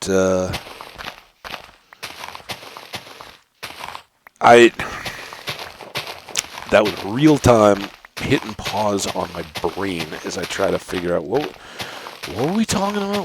So if the titles, Minecraft World 005 episode, whatever this is, 12 something. I don't know where we're at. I usually can't manage to keep it straight from when I look at what the last video I updated was, then go to the upload screen, load the new video, and come back to the point where it prompts me to put in the new title. I have to go back and double, like, what were we on again? It's the things you don't even think are a deal, right? You're like, oh yeah, now the sniffles. I'm sorry. That reminds me of the story I was going to tell. Well, let's finish up on these titles. So, I hope, and I kind of think that just having, Hardcore Vanilla Minecraft in the title, and then the world in the episode, one lets people that are browsing understand what the content will be, and lets any of you guys who are already familiar with the content know where we're at. And I will. I've been seriously considering. I haven't gone back in. Maybe that's something I'll do today while I'm deep, slow basting my brain with antihistamines and decongestant and stuff. Which I specifically did not take any decongestant. I wanted to try to keep some of those related sounds out of the stream. But yeah,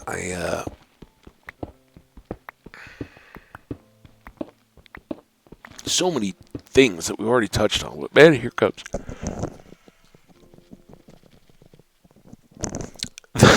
The yawns. I've said in some past video, I don't know if it was this world or much earlier, I've always yawned. And, I think somewhere in some science thing, I don't know if it was a class or what, but I'd heard from some trusted source, which I now don't even know what it was. But at the time, I was like, oh yeah, that's legit. Seems good. Learned that yawning is to get your boost of oxygen, right? You're getting tired. Your brain needs more oxygen to fight that off. Hey, guy. I'm pretty sure I took like the all day non drowsy allergy pill. I don't know if I'm gonna be curled up. You guys will be like, you know your world's about to go, right? You see that creeper go, I'm gonna be like arms folded on the desk, just snoring into the mic, and it'll go. That that's how I'll get an audience of loyal followers is watching the sleeping YouTuber lose his world in hardcore. All thanks to some allergy medicine that I thought was the non-drowsy kind you took during the day. No, I've talked about it before, and each time I think about it, it tempts me to here it goes. Yawning is a mechanism to force a batch of oxygen into your lungs. That's the long, slow inhale, the wide opening mouth. Um, all that stuff is a bodily reaction or response to um, deciding that additional oxygen will come in, and as you get tired, sleepy, that kind of stuff, your body is saying either we're gonna get somewhere safe to bundle up and go to sleep, or I need to start shooting some O2 in to get the brain going. Well, as I'm sure my parents would attest, and I recall it enough as a little kid in the school programs and stuff. And when I was little, I did sing in the church choir, and I remember being up in front of those crowds and everything. And I don't think it's nerves. I think it's either this constant kind of talking. Maybe you're not pausing for the deep inhale. I don't know. I don't know what it is about me or the circumstances or anything, but I yawn a lot. It usually tends to be when I'm in public, or in some kind of otherwise not ideal yawning situation, and then the more I think about it, the more I do. It's kind of like trying to make yourself hiccup, right? Which is, by the way, the best way I've ever found to stop the hiccups. If you got those brutal hiccups that just won't go away, as you guys have, man,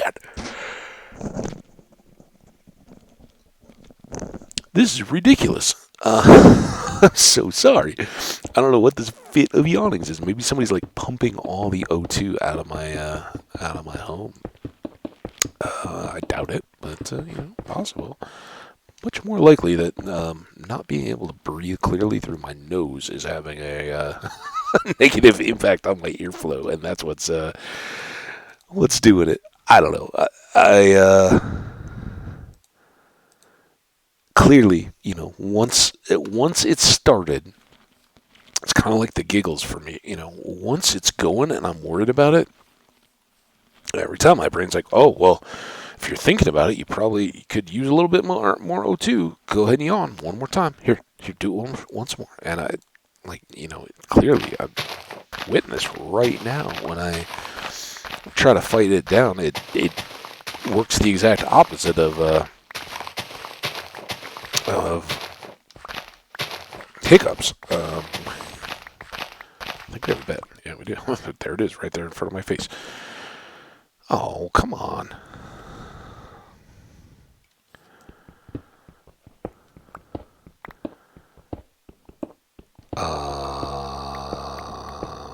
Sun's going down. I'm trying to cut this sort of close. Hopefully, not a million monsters come out of that woods.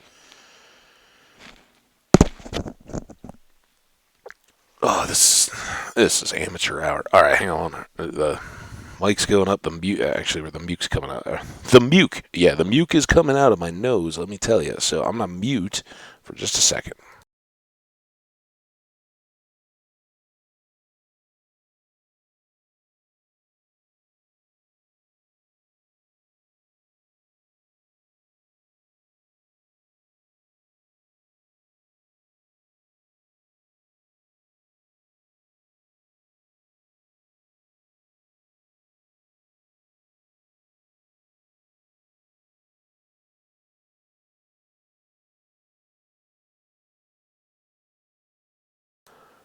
Thanks for the wait there, guys. I hope that gets us good for a while.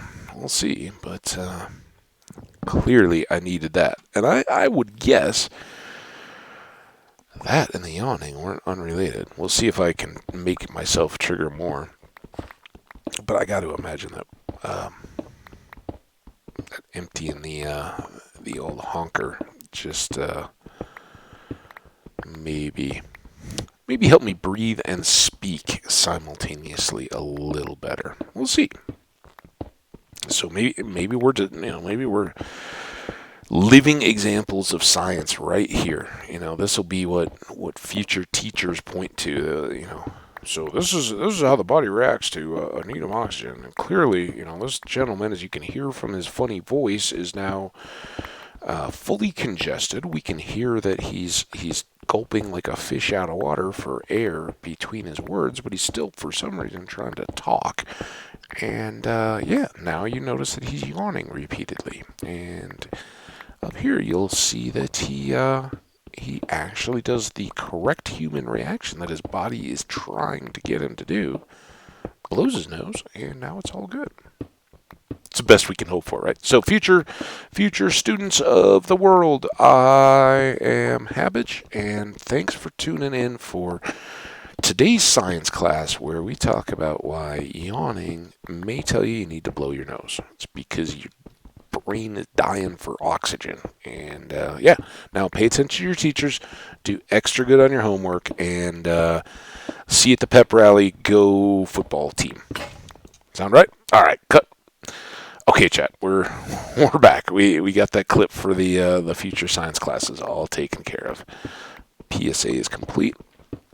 You guys got to experience it, sort of live. It's a recorded episode for all of us, but you guys were here before it made it to school curriculums across the world. We can only hope, right? All right. Now, frightfully, we could have a couple fields laid out here. I'm just now realizing, in all that nose blowing and muting for you guys, I had the OBS screen up, and no idea how long this episode is. I'm guessing we're close, but not quite to 2 hours. Thinking that's what it is. I'm looking at the clock here, and for me, in my local time zone, it's just about 1:20 p.m. And I think the last time I looked at the time before I started was sometime around 11:15, but that wasn't on my computer or anything. That was just checking my phone before I'd even decided to actually do some Minecraft recording. So who knows? It's gonna be was that earlier time check 5 minutes before the start of the episode, and if okay, it's now 1:20 on my laptop clock. If this episode is already over, even if it's bang on 2 hours, then I kind of give up. If it's over 2 hours and 5 minutes, and I recall seeing 11:15 on my phone before I started, I give up today. I've lost. I don't know. I'm in a time bubble somewhere. Sorry. So yeah, I think we got a little bit of time. Let's get these dumped. Oh, Salty, you're not missing a thing. I'm gonna curl up on the floor next to you. Man, right now I wish I would be so happy if I just had a dog to kind of nap with. There's nothing better. Just feels great on your back. Get down on there low. Just lay down on a cool floor in the summertime. A rug or something. I'm not huge. Just straight up sleep on the hardwood floor kind of person, or worse, back in the day, linoleum or tile or anything, but a rug on any of those surfaces, or some carpet or something. Get kind of down, let them know that they're special, and just kind of scratch their fur or whatever as you're sleeping. Ideally, the animal doesn't have fleas. That could kind of wreck a nap. But yeah, I think dogs appreciate that, and I think it's just kind of a cool way to have some relaxing leisure time when you have the opportunity. If you have a pet like that, take a nap with them sometime. If you haven't, they'd appreciate it. And of course, little dogs and cats and stuff. Some pet owners are very opposed to, and I can certainly understand why. Are not down with having animals on the beds. Personally, when I was a little kid, I think some of our dogs, especially for kids, they're like, yeah, why wouldn't I want the dog to sleep with me in the bed? That's what they show in the movies and stuff. It's awesome. Okay, but it's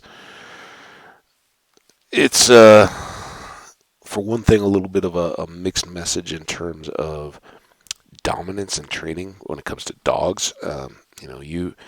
You want them to have places that they can feel are their own, and particularly when it comes to feeding and sleeping, those are kind of the dog's only.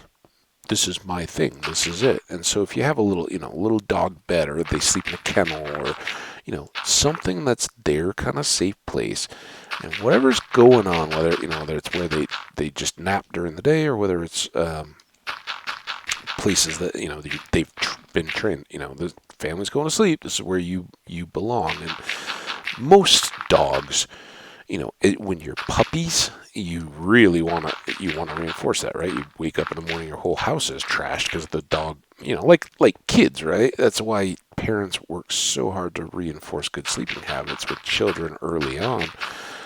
If they wake up in the middle of the night, they cry for attention.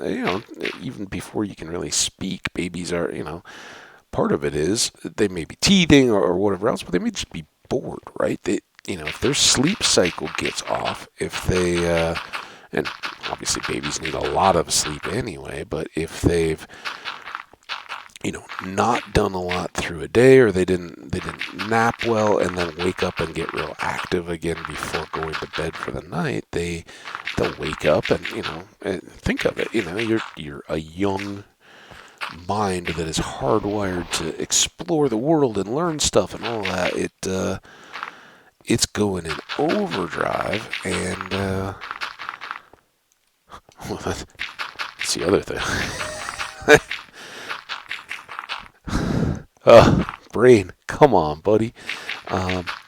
It's going in overdrive, and they're in for puppies and humans alike. I haven't had any young other animals. I've lived with people that have had cats. I haven't had a cat of my own. Again, allergies, not really. You guys would be in constant pain if I lived with a cat right now.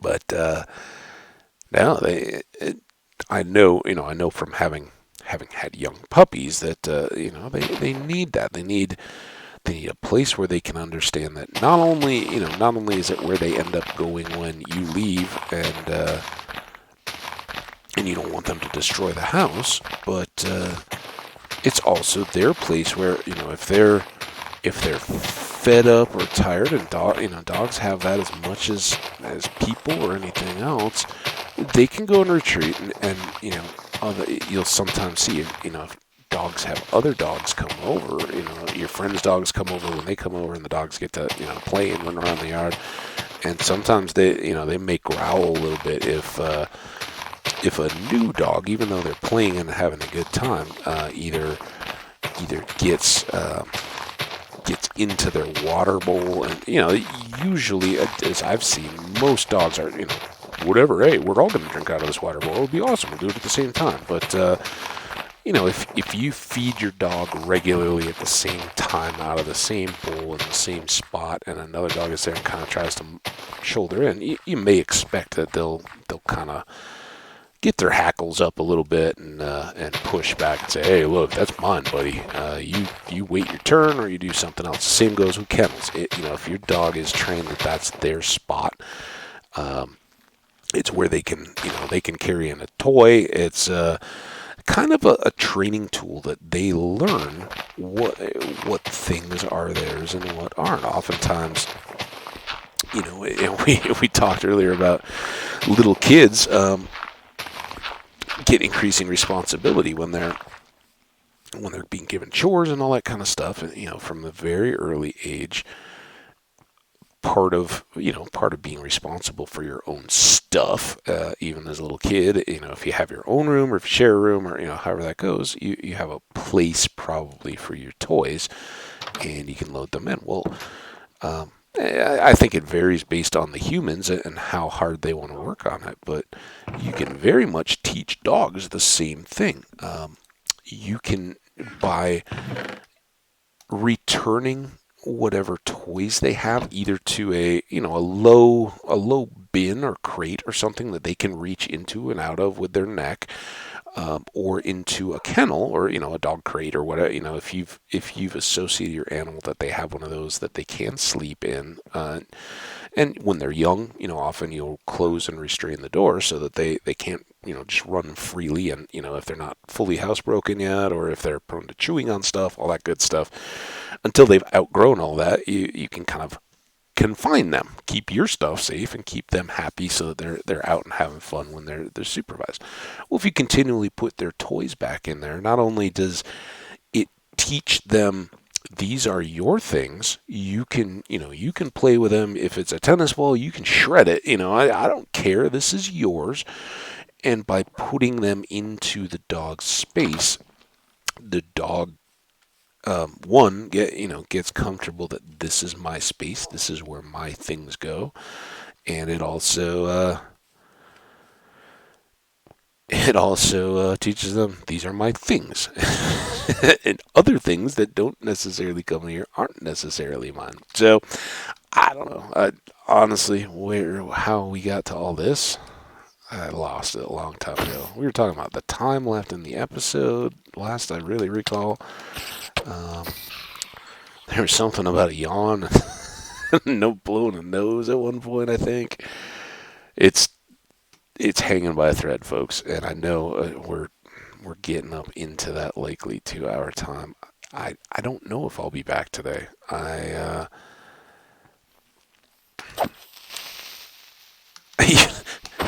even seem to be going slow when I'm approaching creepers. I'm just like in slow-mo mode. I don't want to, I don't know. I think I'm going to, let's do this dirt, right? It's daytime. That's what we were waiting for. Sorry if this is running long. I don't really, I thought, it's time. It's time. Going home where it's safe. We're not even going to, should we fight the skeleton in the armor? Let's food up. It's going to be a tough fight, guys. We're going to circle around behind the trees. We're going to flank them. And then we're going to try to pop them into the water so we can't run away. Or into the hole. Go into the hole. Oh! Oh, what? What, do you got like some feather falling or something on there?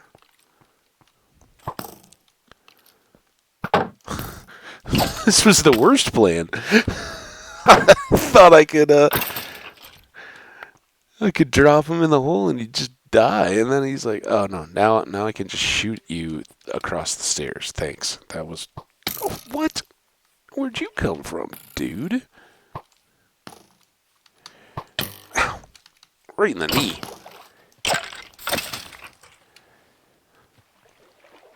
Alright.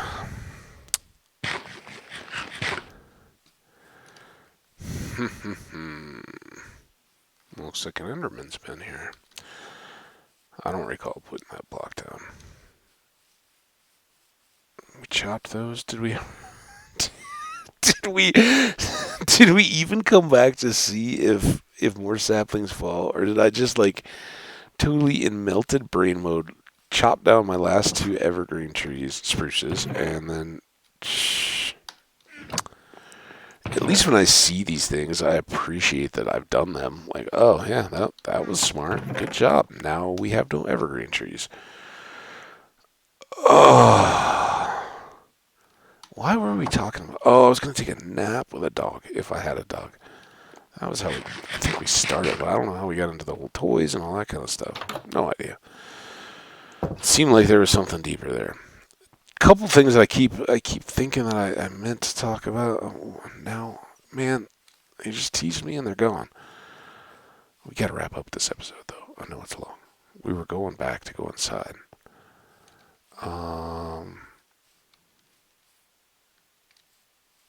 Maybe maybe just another ring on the tower. How about that? We just take this.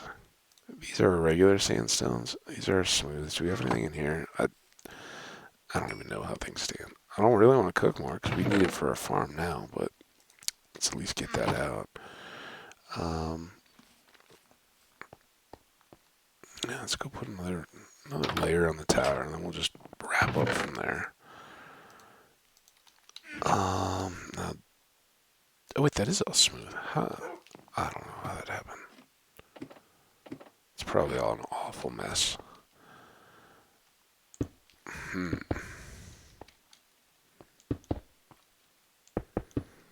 Good news is, I hope all this, even in mid allergies, when it's happening and it's hitting hard like this, you can't help but think like, oh man, is this COVID? Right? I have not had any COVID. I haven't really even been tested too much, so I kind of say that like, oh yeah, I haven't had any COVID, but maybe I did at some point. I don't know. I don't think so though. I've been pretty careful, and what I was gonna say is I've got the second dose of my vaccine coming up in like a week and a half or so. What's today? Tuesday? So yeah, getting decently close. So now we got all this dirt. I don't even think we pulled out of here. We're gonna put it back there. It's your new home, dirt. It's probably dirt that I moved to make space in that thing downstairs. Let's go put this away. I think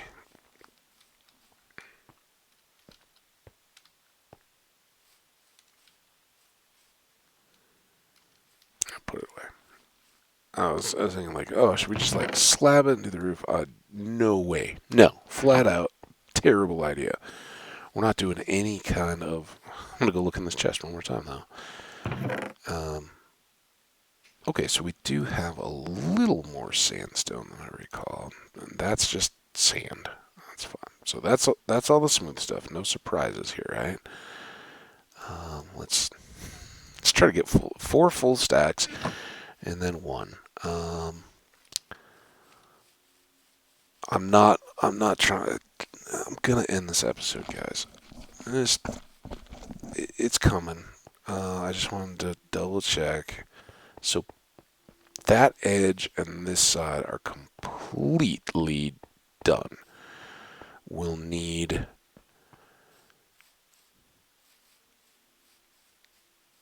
5 more stacks just for the 2 paths. The one more 2 wide here, and then 3 on the far edge. And then we'll need all the ends, and we'll need. Maybe we do the tops with smooth. That would maybe look better than just the jaggedy. Maybe. I don't know. That you guys likely will have a chance to think about and perhaps put feedback in comments. If there's anybody that feels like it's it's worthwhile, feel free to. If you see the video in time, feel free to drop in a comment. I really mean it. This is it. I'm not even gonna repair the tools. We're just gonna. I don't think it's night. We're gonna go up here. Let's go all the way back out. See what our splash screen for the day is. Shop for your elders. Seen that a lot. I think we're kind of moving past that, Mojang. We.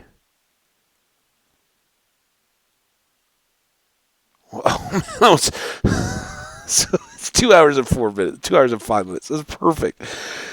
I gotta stop, guys. I'm sitting here and I closed the game with it still in my main window, right? So I shop for your elders, and I'm thinking like, all right, Mojang, we're kind of moving past that, right? We've got delivery groceries, we kind of figured that out. If honestly, and yeah, I'm thinking groceries, and we can expand these are all just food for thought, little nuggets anyway that they put out there for us, but there may be things that aren't just groceries and aren't just automatically now easy to get with a click online.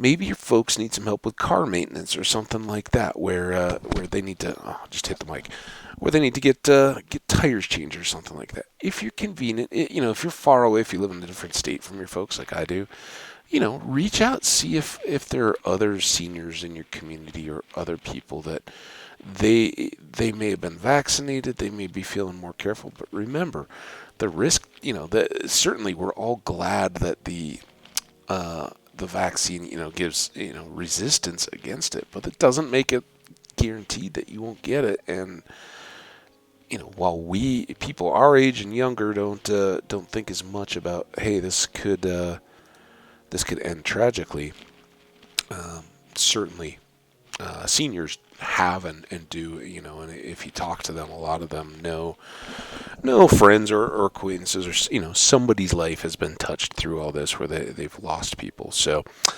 just that thought was unexpected, but a good one to consider. So I will think about that and see if I can do a favor for somebody out there. Not the favor I may be doing is trying to curl up on the couch and take a nap. We'll see.